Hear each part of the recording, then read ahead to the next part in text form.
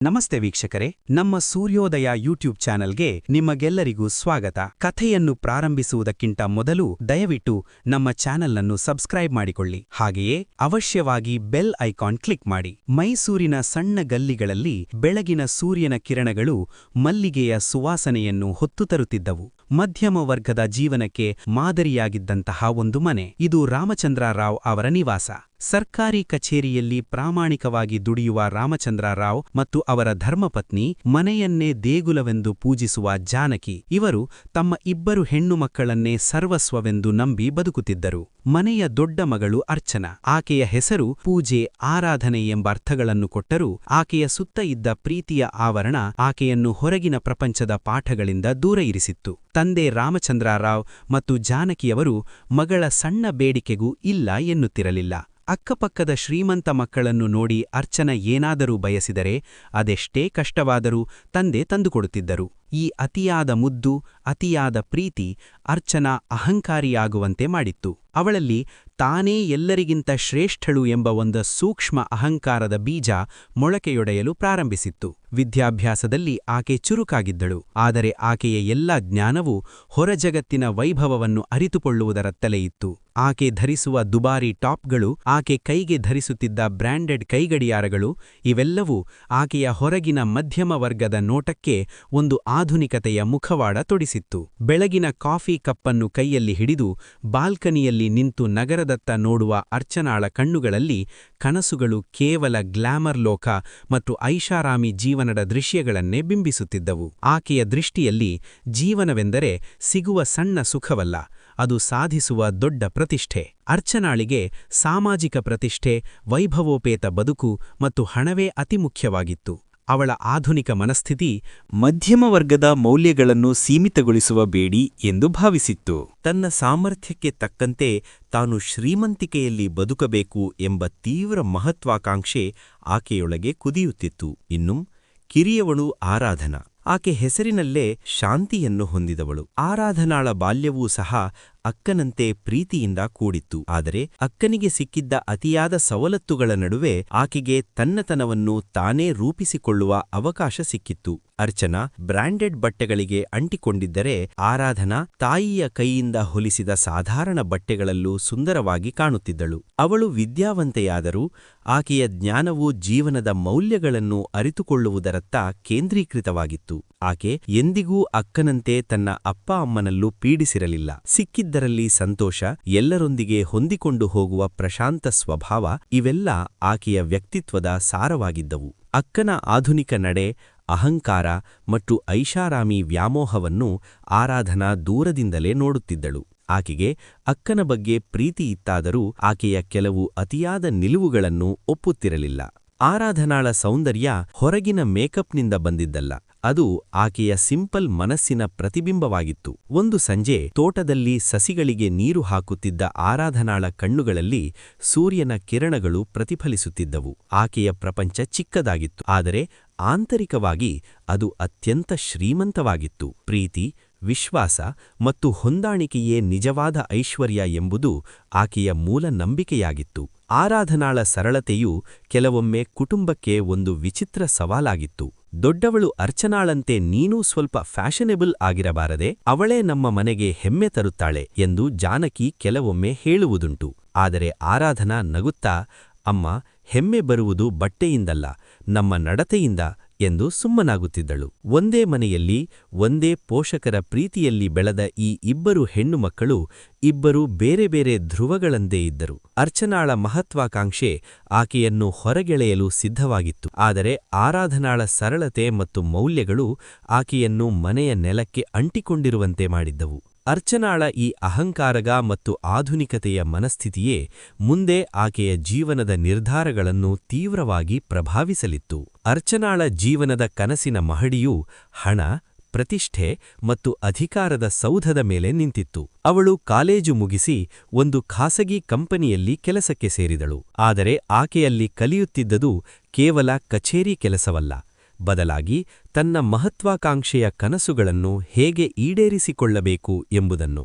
ಅವಳು ಆಗಾಗ ತನ್ನ ಸ್ನೇಹಿತರೊಂದಿಗೆ ಶ್ರೀಮಂತ ವರ್ಗದವರ ಪಾರ್ಟಿಗಳಿಗೆ ಹೋಗುತ್ತಿದ್ದಳು, ತನ್ನನ್ನು ತಾನು ಆಧುನಿಕ ಮತ್ತು ಯಶಸ್ವಿ ಲೋಕಕ್ಕೆ ಸೇರಿಸಿಕೊಳ್ಳುವ ಪ್ರಯತ್ನದಲ್ಲಿ. ಒಂದು ಸಾಮಾಜಿಕ ಸಮಾರಂಭದಲ್ಲಿ ಅರ್ಚನಾ ಡಾಕ್ಟರ್ ಸಿದ್ಧಾರ್ಥ್ ಶರ್ಮಾ ಎನ್ನುವ ಹುಡುಗನನ್ನು ಭೇಟಿಯಾದಳು. ಸಿದ್ಧಾರ್ಥ್ ನಗರದ ಪ್ರತಿಷ್ಠಿತ ವೈದ್ಯರಾಗಿದ್ದರು. ವೈದ್ಯಕೀಯ ಕ್ಷೇತ್ರದಲ್ಲಿ ಅವರ ಹೆಸರು ಮನೆಮಾಟಾಗಿತ್ತು. ಆರ್ಥಿಕವಾಗಿ ಅವರು ಉನ್ನತ ಮಟ್ಟದಲ್ಲಿದ್ದರು.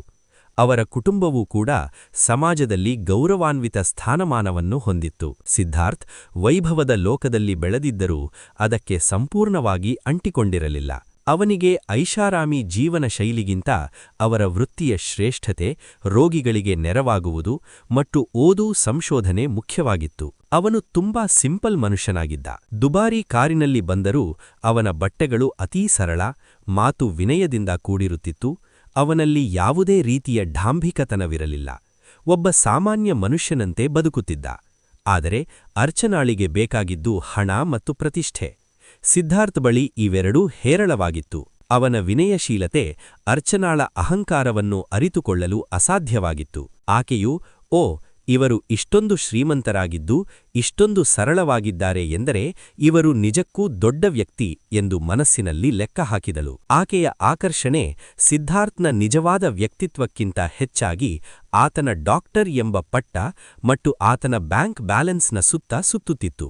ಅರ್ಚನಾ ತನ್ನ ಆಧುನಿಕ ವ್ಯಕ್ತಿತ್ವ ಮತ್ತು ಇಂಗ್ಲಿಷ್ನಲ್ಲಿನ ಚಾಕಚಕ್ಯತೆಯಿಂದ ಸಿದ್ಧಾರ್ಥ್ನ ಗಮನ ಸೆಳೆಯಲು ಪ್ರಯತ್ನಿಸಿದಳು. ಸಿದ್ಧಾರ್ಥ್ಗೆ ಅರ್ಚನಾ ಸುಂದರವಾಗಿ, ಆತ್ಮವಿಶ್ವಾಸದಿಂದ ಮತ್ತು ಆಧುನಿಕವಾಗಿ ಕಂಡಳು. ಆತ ಅವಳ ಮೇಲೆ ಪ್ರೀತಿಯನ್ನು ಬೆಳೆಸಿಕೊಂಡ.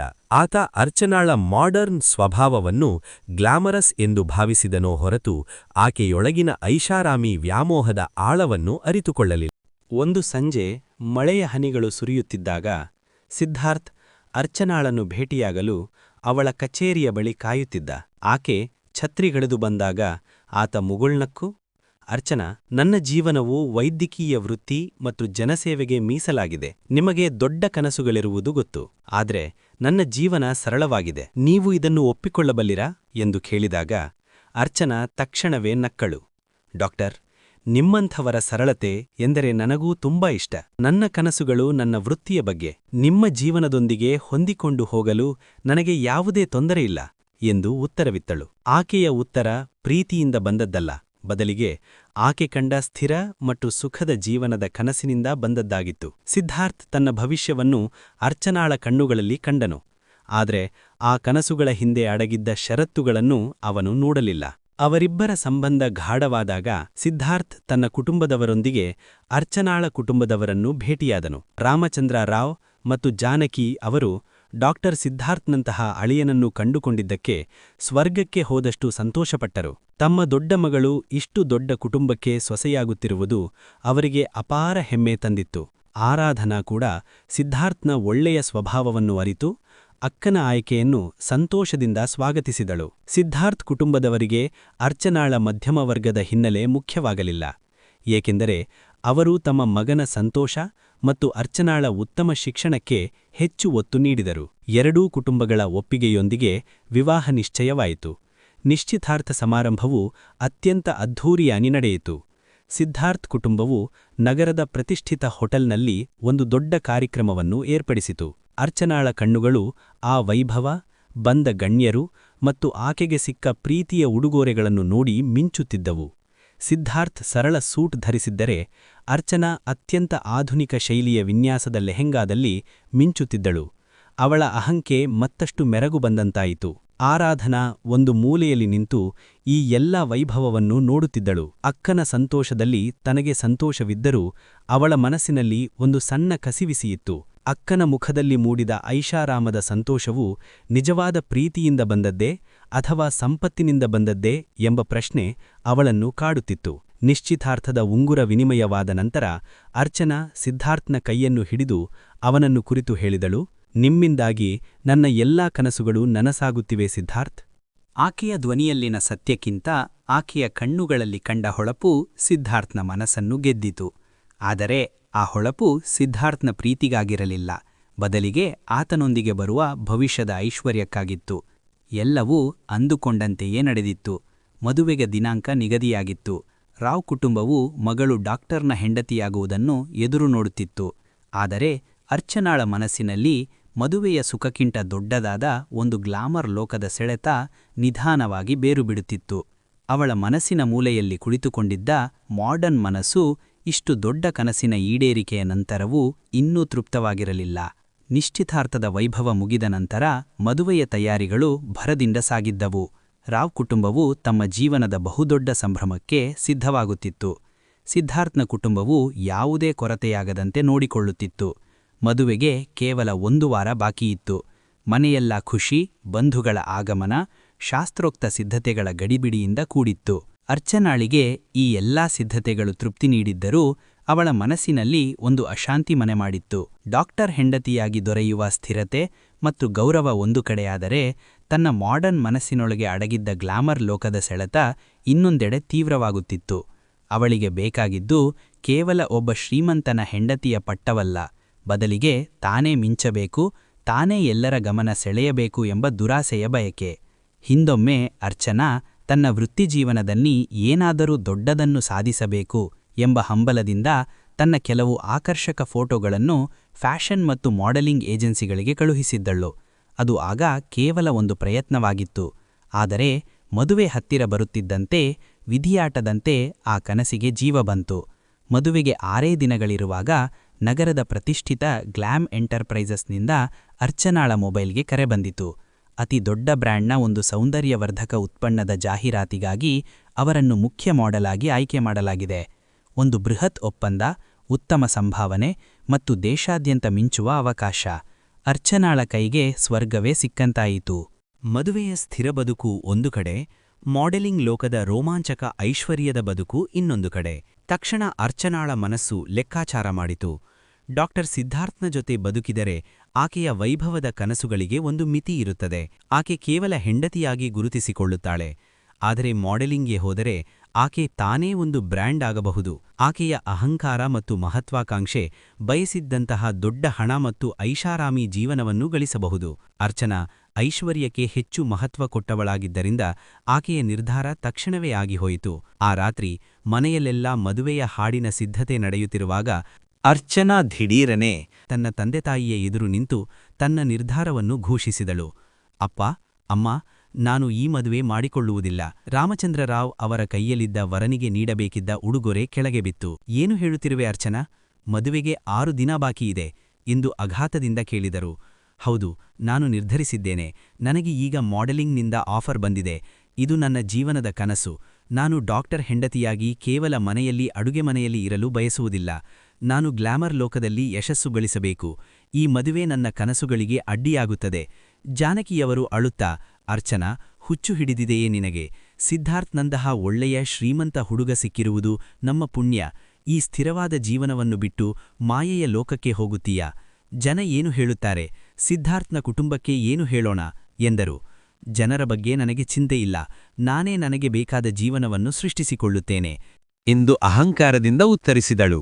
ಸಿದ್ಧಾರ್ಥ್ ತುಂಬಾ ಸಿಂಪಲ್. ನನ್ನ ಮಾಡರ್ನ್ ಕನಸುಗಳನ್ನು ಆತನಿಂದ ಪೂರೈಸಲು ಸಾಧ್ಯವಿಲ್ಲ. ನನ್ನ ಗ್ಲಾಮರ್ ಲೋಕಕ್ಕೆ ಆತ ಹೊಂದಿಕೆಯಾಗುವುದಿಲ್ಲ. ನಾನು ಹೊರಡುತ್ತಿದ್ದೇನೆ. ರಾಮಚಂದ್ರರಾವ್ ತಮ್ಮ ಜೀವನದಲ್ಲಿ ಮೊದಲ ಬಾರಿಗೆ ತಮ್ಮ ಪ್ರೀತಿಯ ಮಗಳ ಎದುರು ಅಸಹಾಯಕರಾದರು. ಆರಾಧನಾ ಅಕ್ಕನ ಕೋಣೆಯ ಹೊರಗೆ ನಿಂತು ಅಕ್ಕನ ಅಹಂಕಾರ ಮತ್ತು ಸ್ವಾರ್ಥ ಎಷ್ಟು ಆಳವಾಗಿದೆ ಎಂದು ತಿಳಿದು ಆಕೆಗೆ ತೀವ್ರ ನೋವಾಯಿತು. ಅರ್ಚನಾಳ ಮಾತುಗಳು ಕಠಿಣವಾಗಿದ್ದವು. ಆಕೆ ತನ್ನ ನಿರ್ಧಾರದಿಂದ ಹಿಂದೆ ಸರಿಯಲಿಲ್ಲ. ತಾನು ಇಷ್ಟು ದಿನ ಅನುಭವಿಸಿದ ಪ್ರೀತಿಯನ್ನು, ಕುಟುಂಬದ ಗೌರವವನ್ನು, ಸಿದ್ಧಾರ್ಥನ ಭರವಸೆಯನ್ನು ಯಾವುದನ್ನೂ ಲೆಕ್ಕಿಸದೆ ತನ್ನ ಮಾಡೆಲಿಂಗ್ ಕನಸುಗಳ ಬೆನ್ನತ್ತಿ ತರಾತುರಿಯಲ್ಲಿ ತನ್ನ ಬ್ಯಾಗ್ ಪ್ಯಾಕ್ ಮಾಡಿದಳು. ಮದುವೆಯನ್ನು ಮುರಿದು ಹೊರಟು ಹೋದಳು. ಮರುದಿನ ಬೆಳಿಗ್ಗೆ ಸಿದ್ಧಾರ್ಥ್ ಮತ್ತು ಅವರ ತಂದೆ ವಿಷಯ ತಿಳಿಯಲು ಕರೆ ಮಾಡಿದಾಗ ರಾಮಚಂದ್ರರಾವ್ ಅವರಿಗೆ ಮಾತನಾಡಲು ಶಕ್ತಿ ಇರಲಿಲ್ಲ. ಕಣ್ಣೀರಿನ ನಡುವೆ ಮಗಳು ಕೈಕೊಟ್ಟ ವಿಷಯವನ್ನು ಮುಜುಗರದಿಂದ ವಿವರಿಸಿದರು. ಸಿದ್ಧಾರ್ಥ್ ಆಘಾತಗೊಂಡನು. ಅವನ ಪ್ರೀತಿ ಮತ್ತು ವಿಶ್ವಾಸಕ್ಕೆ ಅರ್ಚನಾ ದ್ರೋಹ ಮಾಡಿದ್ದಳು. ಅವನ ಕುಟುಂಬಕ್ಕೆ ಆದ ಅವಮಾನ ಅಷ್ಟಿಷ್ಟಲ್ಲ.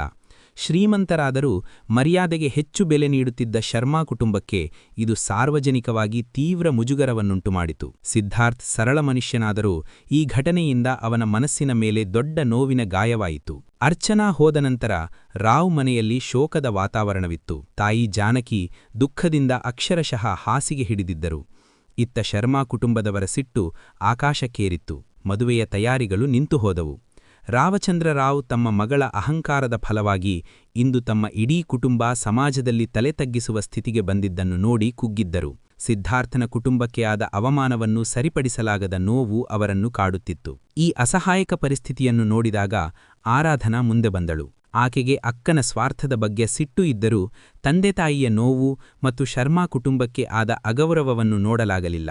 ಅವಳು ತನ್ನ ಮನಸ್ಸಿನ ಶಾಂತಿಯನ್ನು ತ್ಯಾಗ ಮಾಡಲು ನಿರ್ಧರಿಸಿದಳು. ಸಿದ್ಧಾರ್ಥನ ತಂದೆ ರಾಘವ ಶರ್ಮಾ ರಾಮಚಂದ್ರರಾವ್ ಅವರಿಗೆ ಕರೆ ಮಾಡಿ ವಿಚಿತ್ರ ಪ್ರಸ್ತಾಪವನ್ನು ಇಟ್ಟರು. ನಮ್ಮ ಮಗ ಈ ಮದುವೆ ನಿಂತಿದ್ದರಿಂದ ತುಂಬಾ ಅವಮಾನ ಅನುಭವಿಸುತ್ತಿದ್ದಾನೆ. ನಿಮ್ಮ ಗೌರವ ಉಳಿಸಿಕೊಳ್ಳಲು ಒಂದು ದಾರಿಯಿದೆ. ನಿಮ್ಮ ಚಿಕ್ಕಮಗಳು ಆರಾಧನಾ ವಿದ್ಯಾವಂತೆ ಮತ್ತು ಒಳ್ಳೆಯ ಹುಡುಗಿಯೆಂದು ನಮಗೆ ಗೊತ್ತು. ಈ ಪರಿಸ್ಥಿತಿಯನ್ನು ಸರಿಪಡಿಸಲು ಆರಾಧನಾಳನ್ನು ನಮ್ಮ ಮಗನಿಗೆ ಕೊಟ್ಟು ಮದುವೆ ಮಾಡಿ ಎಂದರು. ಆರಾಧನಾಳಿಗೆ ಈ ಮಾತು ಆಘಾತ ತಂದಿತು.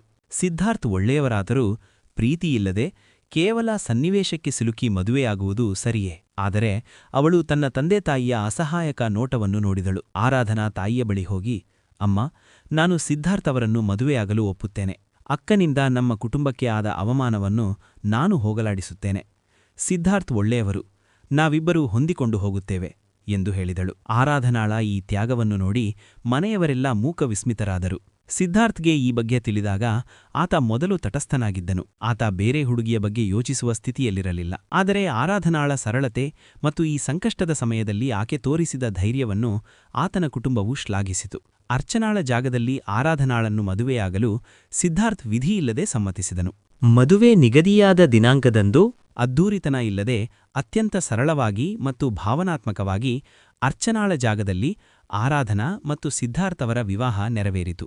ಇದು ಕೇವಲ ಒಂದು ಮದುವೆಯಾಗಿರಲಿಲ್ಲ.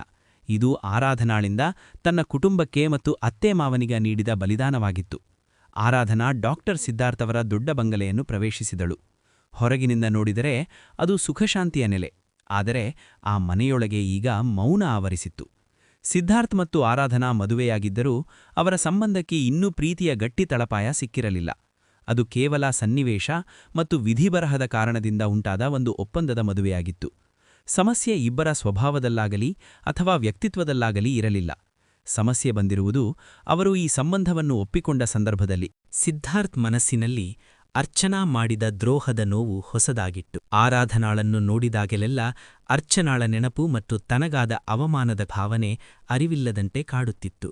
ಆರಾಧನಾಳನ್ನು ಪೂರ್ಣವಾಗಿ ಒಪ್ಪಿಕೊಳ್ಳಲು ಅವನ ಮನಸ್ಸಿಗೆ ಸಾಧ್ಯವಾಗುತ್ತಿರಲಿಲ್ಲ. ಡಾಕ್ಟರ್ ವೃತ್ತಿಯ ಗಂಭೀರತೆ ಮತ್ತು ವೈಯಕ್ತಿಕ ನೋವು ಸೇರಿ ಆತ ಹೆಚ್ಚು ಮೌನಿಯಾಗಿದ್ದನು. ಆರಾಧನಾಳದ್ದು ಸರಳ ಮತ್ತು ಪಾರದರ್ಶಕ ಮನಸ್ಸು. ಅವಳು ಈ ಮದುವೆಯ ಬಂಧನಕ್ಕೆ ಸಿಲುಕಿಕೊಂಡಿದ್ದಳು.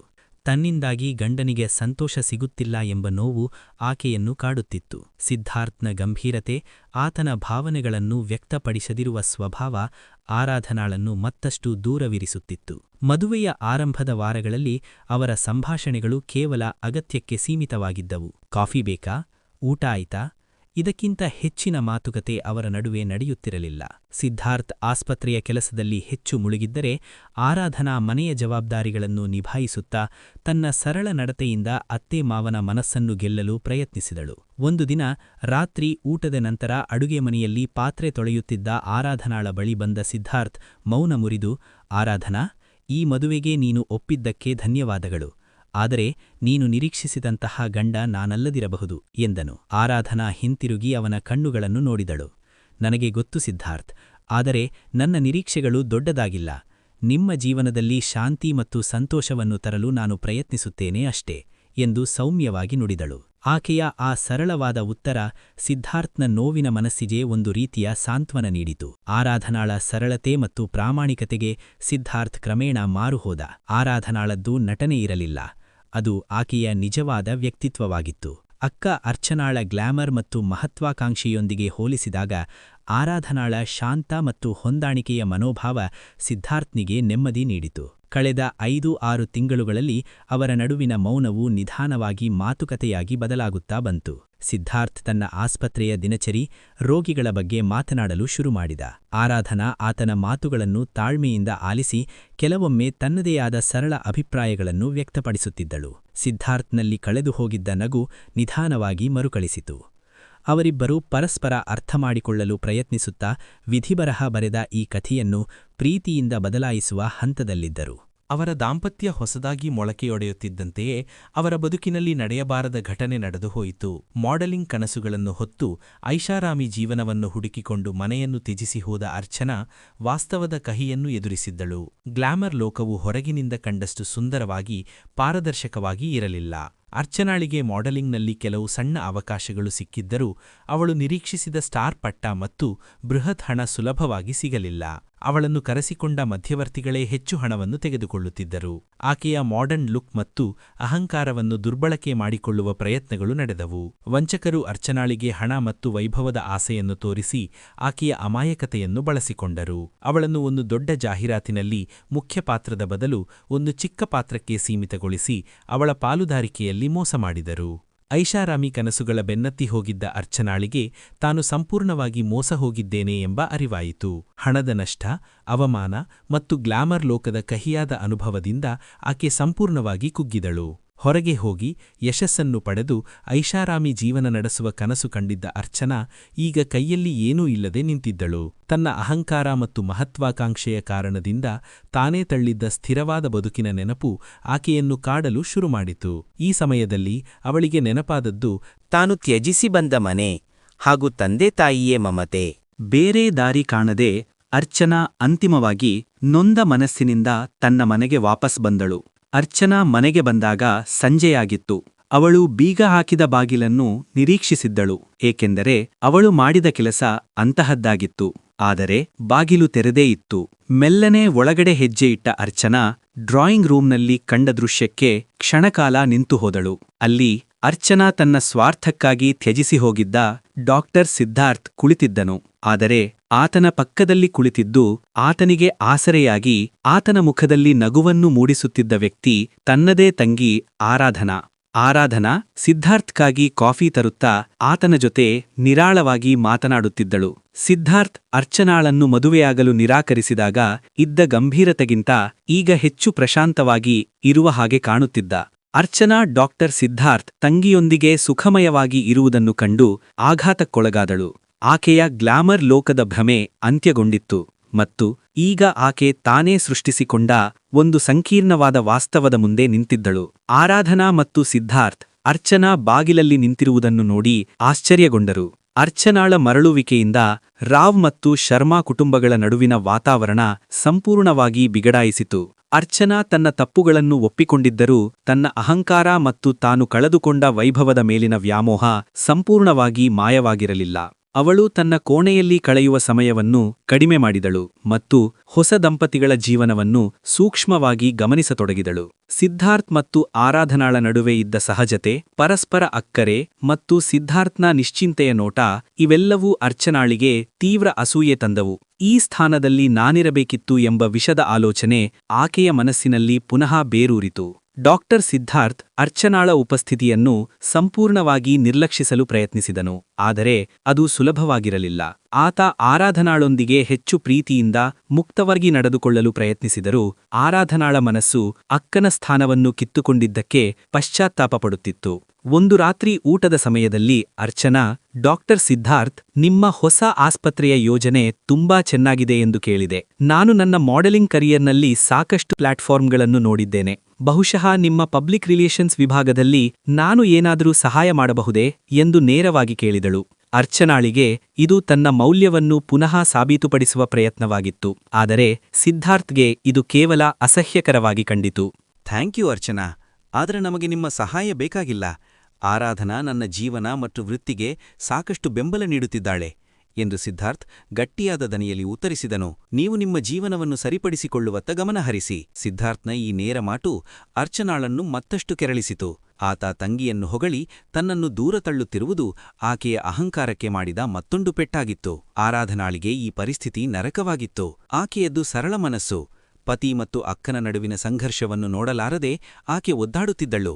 ಸಿದ್ಧಾರ್ಥ್ ತನ್ನ ಕಷ್ಟದ ಸಮಯದಲ್ಲಿ ಕೈಹಿಡಿದವನು. ಆತ ತನ್ನ ಮೇಲೆ ವಿಶ್ವಾಸ ಇರಿಸಿ ಪ್ರೀತಿ ತೋರಿಸಲು ಪ್ರಾರಂಭಿಸಿದ್ದಾನೆ. ಆತನ ನೆಮ್ಮದಿ ಮತ್ತು ಸಂತೋಷ ಆರಾಧನಾಳ ಮೊದಲ ಆದ್ಯತೆಯಾಗಿತ್ತು. ಅರ್ಚನಾ ಸೋತು ಹೋಗಿದ್ದಳು, ಮೋಸ ಹೋಗಿದ್ದಳು. ಅವಳಿಗೆ ತನ್ನ ಕುಟುಂಬದ ಪ್ರೀತಿ ಮತ್ತು ಸಾಂತ್ವನ ಬೇಕಿತ್ತು. ಈ ಸಮಯದಲ್ಲಿ ಅಕ್ಕನ ಕೈ ಬಿಡುವುದು ಆರಾಧನಾಳಿಗೆ ಸಾಧ್ಯವಿರಲಿಲ್ಲ. ಈ ದ್ವಂದ್ವದಲ್ಲಿ ಸಿಲುಕಿದ ಆರಾಧನಾ ಒಂದು ದಿನ ಸಿದ್ಧಾರ್ಥ್ನನ್ನು ಏಕಾಂತದಲ್ಲಿ ಕೇಳಿದಳು. ಸಿದ್ಧಾರ್ಥ್, ನನ್ನ ಅಕ್ಕ ಈ ರೀತಿ ಮೋಸ ಹೋಗಿರುವುದು ನನಗೆ ತೀವ್ರ ನೋವು ತಂದಿದೆ. ನೀವು ದಯವಿಟ್ಟು ಆಕೆಯೊಂದಿಗೆ ಸ್ವಲ್ಪ ಮೃದುವಾಗಿ ನಡೆದುಕೊಳ್ಳಬಹುದೇ? ಅವಳು ನಿಮ್ಮ ಬಗ್ಗೆ ಆಡುವ ಮಾತುಗಳಿಗಾಗಿ ಕ್ಷಮಿಸಿ, ಸಿದ್ಧಾರ್ಥ್ ಕೋಪದಿಂದ ಹೇಳಿದನು. ಆರಾಧನಾ, ನೀನು ಯಾಕೆ ಅರ್ಚನಾಳ ತಪ್ಪಿಗೆ ಕ್ಷಮೆ ಕೇಳುತ್ತಿದ್ದೀಯಾ? ಇದು ಮಮತೆಯಲ್ಲ, ಇದು ನಿಮ್ಮ ಅಕ್ಕನ ಬಗ್ಗೆ ಇರುವ ಅತಿಯಾದ ಭಾವನಾತ್ಮಕತೆಯಾಗಿದ್ದು, ಇದು ನಮ್ಮ ಸಂಬಂಧವನ್ನು ಹಾಳುಮಾಡುತ್ತದೆ. ನೀವು ನಿಮ್ಮ ಮದುವೆಯ ಮೇಲೆ ನಂಬಿಕೆ ಇಡಬೇಕು. ಅರ್ಚನಾಳನ್ನು ಇನ್ನೊಮ್ಮೆ ನಂಬಲು ಸಾಧ್ಯವಿಲ್ಲ. ಆಕೆ ನಮ್ಮ ನಡುವಿನ ಪ್ರೀತಿಯನ್ನು ಪರೀಕ್ಷಿಸುತ್ತಿದ್ದಾಳೆ. ಈ ಮಾತುಗಳು ಆರಾಧನಾಳ ಮನಸ್ಸಿನಲ್ಲಿ ಆಳವಾದ ಗಾಯ ಮಾಡಿದವು. ಸಿದ್ಧಾರ್ಥ್ನ ಕೋಪ ನ್ಯಾಯಯುತವಾದರೂ ಅವಳ ಸರಳ ಸ್ವಭಾವಕ್ಕೆ ಅಕ್ಕನ ಕಷ್ಟವನ್ನು ನಿರ್ಲಕ್ಷಿಸಲು ಸಾಧ್ಯವಾಗಲಿಲ್ಲ. ತಾನು ನೇರವಾಗಿ ಗೆಲ್ಲಲು ಸಾಧ್ಯವಿಲ್ಲ ಎಂದು ಅರಿತ ಅರ್ಚನಾ ತನ್ನ ಹಳೆಯ ಕೌಶಲವನ್ನು ಬಳಸಲು ಶುರುಮಾಡಿದಳು. ಸಿದ್ಧಾರ್ಥ್ ಆಸ್ಪತ್ರೆಗೆ ಹೋದಾಗ ಅರ್ಚನಾ ಉದ್ದೇಶಪೂರ್ವಕವಾಗಿ ಆರಾಧನಾಳ ಮುಂದೆ ಸಿದ್ಧಾರ್ಥ್ನೊಂದಿಗೆ ತಾನು ನಿಶ್ಚಿತಾರ್ಥದ ಸಮಯದಲ್ಲಿ ಕಳೆದ ಕ್ಷಣಗಳನ್ನು ವಿವರಿಸಲು ಶುರುಮಾಡಿದಳು. ಆರಾಧನಾ, ನಿನ್ನ ಡಾಕ್ಟರ್ ಗಂಡ ತುಂಬಾ ಸರಳವಾದರೂ ಬ್ರ್ಯಾಂಡ್ಗಳ ಬಗ್ಗೆ ಒಳ್ಳೆಯ ತಿಳುವಳಿಕೆಯಿದೆ. ನಿಶ್ಚಿತಾರ್ಥದ ಉಡುಪಿನ ಬಗ್ಗೆ ಚರ್ಚೆ ಮಾಡಿದಾಗ ಆತ ನನಗೆ ವಿದೇಶಿ ಡಿಸೈನರ್ನ ಉಡುಪನ್ನೇ ತರಲು ನಿರ್ಧರಿಸಿದ್ದ. ಅಂದು ಆತ ನನಗೆ ತಂದ ಆ ವಜ್ರದ ಕಿವಿಯೋಲೆಗಳು, ಅಬ್ಬಾ, ಅದನ್ನು ಮದುವೆಯ ದಿನ ಹಾಕಿಕೊಳ್ಳಬೇಕೆಂದು ಎಷ್ಟು ಕನಸು ಕಂಡಿದ್ದೇ ಗೊತ್ತಾ? ಆರಾಧನಾಳಿಗೆ ಈ ಮಾತುಗಳು ಒಂದು ಅಂತರವನ್ನು ಸೃಷ್ಟಿಸಿದವು. ಸಿದ್ಧಾರ್ಥ್ ತನಗಾಗಿ ಏನನ್ನೂ ಅಷ್ಟೊಂದು ವಿಶೇಷವಾಗಿ ಮಾಡಿರಲಿಲ್ಲ.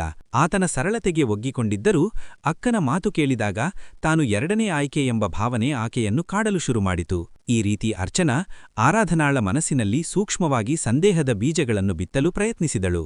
ಆರಾಧನಾ ಈ ಎಲ್ಲಾ ಮಾತುಗಳನ್ನು ಸಿದ್ಧಾರ್ಥ್ನ ಬಳಿ ಕೇಳಲು ಹಿಂಜರಿದಳು. ಆಕೆ ಮೌನವಾಗಿ ನೊಂದಳು. ಈ ಕಷ್ಟಕರವಾದ ಪರಿಸ್ಥಿತಿಯಲ್ಲಿ ಆರಾಧನಾ ಮತ್ತು ಸಿದ್ಧಾರ್ಥ್ ಅವರ ನಡುವಿನ ವಿಶ್ವಾಸ ನಿಧಾನವಾಗಿ ಸಡಿಲಗೊಳ್ಳಲು ಪ್ರಾರಂಭಿಸಿತು. ಅವರ ಮದುವೆಯ ಬಂಧ ಗಟ್ಟಿಯಾಗುವ ಬದಲು ಈಗ ಅರ್ಚನಾ ಎಂಬ ನೆರಳಿನಿಂದ ಮತ್ತಷ್ಟು ಪರೀಕ್ಷೆಗೆ ಒಳಗಾಯಿತು.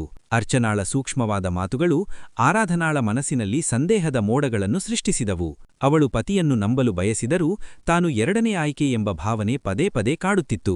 ಇದರಿಂದಾಗಿ ಆರಾಧನಾ ಸಿದ್ಧಾರ್ಥ್ನೊಂದಿಗೆ ಹೆಚ್ಚು ಅಂತರ ಕಾಯ್ದುಕೊಳ್ಳಲು ಶುರುಮಾಡಿದಳು. ಇಬ್ಬರ ನಡುವೆ ಬೆಳೆದಿದ್ದ ಗಟ್ಟಿ ಗೋಡೆ ಈಗ ಅರ್ಚನಾಳಿಂದ ಅಲುಗಾಡುತ್ತಿತ್ತು. ಸಿದ್ಧಾರ್ಥ್ನಿಗೆ ಆರಾಧನಾಳ ಬದಲಾದ ನಡತೆ ಮತ್ತು ದೂರವಾಗುವ ಪ್ರಯತ್ನ ಅರ್ಥವಾಯಿತು.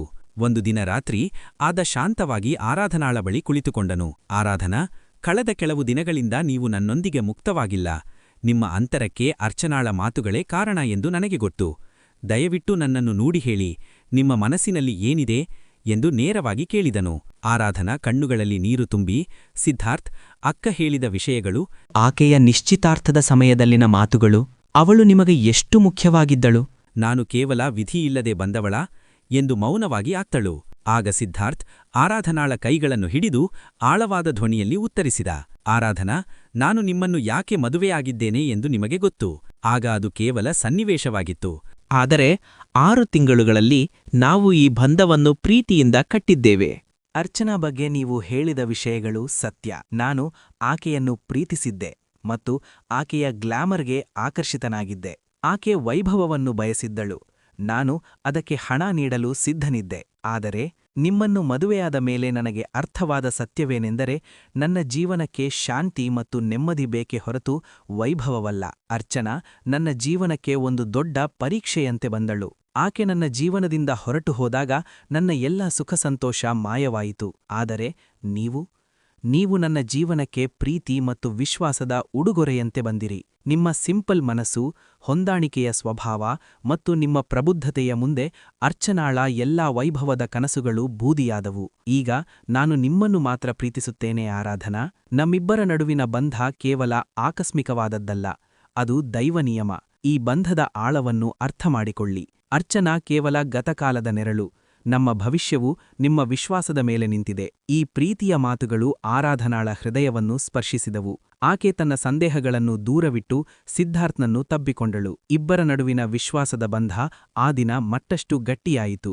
ಈ ಭಾವನಾತ್ಮಕ ಕ್ಷಣಗಳನ್ನು ಅರಿವಿಲ್ಲದಂತೆ ಹೊರಗಿನಿಂದ ನೋಡುತ್ತಿದ್ದ ಅರ್ಚನಾಳ ಮನಸ್ಸು ಒಡೆದು ಹೋಯಿತು. ಅವಳ ಉದ್ದೇಶ ತಂಗಿಯ ಸಂಬಂಧವನ್ನು ಮುರಿಯುವುದಾಗಿತ್ತು. ಆದರೆ ತನ್ನದೇ ತಂಗಿಯ ಹೃದಯ ಮತ್ತು ಪತಿಯ ವಿಶ್ವಾಸ ಎಷ್ಟು ಗಟ್ಟಿಯಾಗಿದೆ ಎಂದು ಅವಳಿಗೆ ಅರಿವಾಯಿತು. ಅರ್ಚನಾಳಿಗೆ ಕೊನೆಗೂ ತನ್ನ ತಪ್ಪಿನ ಅರಿವು ಸಂಪೂರ್ಣವಾಗಿ ಆಯಿತು. ತಾನು ಕಳೆದುಕೊಂಡಿದ್ದು ಹಣ, ವೈಭವ, ಪ್ರತಿಷ್ಠೆಯನ್ನು ಮಾತ್ರವಲ್ಲ, ಪ್ರೀತಿ, ವಿಶ್ವಾಸ ಮತ್ತು ನೆಮ್ಮದಿಯ ಜೀವನವನ್ನು. ಅವಳನ್ನು ಮೋಸ ಮಾಡಿದ ಮಾಡೆಲಿಂಗ್ ಲೋಕಕ್ಕಿಂತ ಆರಾಧನಾ ಮತ್ತು ಸಿದ್ಧಾರ್ಥ್ ಅವರ ನಿರ್ಮಲ ಪ್ರೀತಿ ಮತ್ತು ವಿಶ್ವಾಸದ ಶಕ್ತಿ ದೊಡ್ಡದಾಗಿತ್ತು. ಮರುದಿನ ಬೆಳಿಗ್ಗೆ ಅರ್ಚನಾ ತನ್ನ ತಂದೆ ತಾಯಿಯ ಮುಂದೆ ಮತ್ತು ಸಿದ್ಧಾರ್ಥ್ ಆರಾಧನಾ ದಂಪತಿಗಳ ಮುಂದೆ ಕಣ್ಣೀರಿಡುತ್ತಾ ನಿಂತಳು. ನಾನು ನನ್ನ ಅಹಂಕಾರ ಮತ್ತು ದುರಾಸೆಯಿಂದ ಎಲ್ಲರನ್ನೂ ಕಳೆದುಕೊಂಡೆ. ನಾನು ನಿಮ್ಮ ದಾಂಪತ್ಯದ ನಡುವೆ ಬರಲು ಪ್ರಯತ್ನಿಸಿದೆ. ನನ್ನನ್ನು ಕ್ಷಮಿಸಿ. ನಾನೇ ನನ್ನ ಜೀವನವನ್ನು ಸರಿಪಡಿಸಿಕೊಳ್ಳುತ್ತೇನೆ. ಇನ್ನು ನಿಮ್ಮ ನೆಮ್ಮದಿಯನ್ನು ನಾನು ಹಾಳು ಮಾಡುವುದಿಲ್ಲ ಎಂದು ಹೇಳಿ ತನ್ನ ತಪ್ಪನ್ನು ಸಂಪೂರ್ಣವಾಗಿ ಒಪ್ಪಿಕೊಂಡಳು. ಅರ್ಚನಾ ತನ್ನ ಕುಟುಂಬದೊಂದಿಗೆ ಉಳಿದಳು, ಆದರೆ ಅವಳು ಬದಲಾಗಿದ್ದಳು. ಅವಳ ಅಹಂಕಾರ ಕಡಿಮೆಯಾಗಿತ್ತು. ಇನ್ನು ಮುಂದೆ ಯಾವುದೇ ಮಾಡೆಲಿಂಗ್ನ ಕನಸುಗಳ ಬೆನ್ನೆತ್ತದೆ ಅವಳು ಹೊಸದಾಗಿ ಒಂದು ಕೆಲಸ ಹುಡುಕಲು ಶುರು ಮಾಡಿದಳು. ತನ್ನ ಶಿಕ್ಷಣ ಮತ್ತು ಅನುಭವಕ್ಕೆ ತಕ್ಕಂತೆ ಯಾವುದೇ ವೈಭವವಿಲ್ಲದ ಸ್ಥಿರವಾದ ಜೀವನವನ್ನು ಕಟ್ಟಿಕೊಳ್ಳಲು. ಆರಾಧನಾ ಮತ್ತು ಸಿದ್ಧಾರ್ಥ್ ಅವರ ದಾಂಪತ್ಯ ಜೀವನವು ಅರ್ಚನಾಳ ಆಗಮನದಿಂದ ಪರೀಕ್ಷೆಗೊಳಗಾಯಿತು. ಆದರೆ ಆ ಪರೀಕ್ಷೆಯಲ್ಲಿ ಗೆದ್ದಿತು. ಅವರು ಈಗ ಪ್ರೀತಿಯಿಂದ, ವಿಶ್ವಾಸದಿಂದ ಮತ್ತು ಪರಸ್ಪರ ಗೌರವದಿಂದ ಬದುಕುತ್ತಿದ್ದರು. ಆರಾಧನಾಳ ಸರಳತೆ ಸಿದ್ಧಾರ್ಥ್ನ ಜೀವನಕ್ಕೆ ಶಾಂತಿ ತಂದರೆ, ಸಿದ್ಧಾರ್ಥ್ನ ಪ್ರಬುದ್ಧತೆ ಮತ್ತು ಸ್ಥಿರ ಪ್ರೀತಿ ಆರಾಧನಾಳಿಗೆ ಅಪಾರ ಭದ್ರತೆಯನ್ನು ನೀಡಿತು. ಅರ್ಚನಾಳ ಅಹಂಕಾರ ಒಂದು ಸಂಬಂಧವನ್ನು ಮುರಿಯಲು ಹೊರಟಿತ್ತು, ಆದರೆ ಆರಾಧನಾಳ ಸರಳತೆ ಮತ್ತು ಸಿದ್ಧಾರ್ಥ್ನ ಪ್ರಬುದ್ಧತೆ ಮತ್ತೊಂದು ಬಂಧವನ್ನು ಗಟ್ಟಿಗೊಳಿಸಿತು. ಜೀವನದಲ್ಲಿ ವೈಭವಕ್ಕಿಂತ ಮಾನವೀಯ ಮೌಲ್ಯಗಳು ಮತ್ತು ವಿಶ್ವಾಸವೇ ದೊಡ್ಡ ಸಂಪತ್ತು ಎಂಬುದು ಈ ಕಥೆಯ ಅಂತಿಮ ಸತ್ಯವಾಗಿ ಉಳಿಯಿತು. ವೀಕ್ಷಕರೇ, ಈ ಕಥೆ ನಿಮಗೆ ಹೇಗನಿಸಿತು? ನಿಮ್ಮ ಅನಿಸಿಕೆ ಅಭಿಪ್ರಾಯಗಳನ್ನು ಕಮೆಂಟ್ ಮೂಲಕ ತಿಳಿಸಿ. ಹಾಗೆಯೇ ಸಬ್ಸ್ಕ್ರೈಬ್ ಮಾಡುವುದನ್ನು ಮರೆಯದಿರಿ.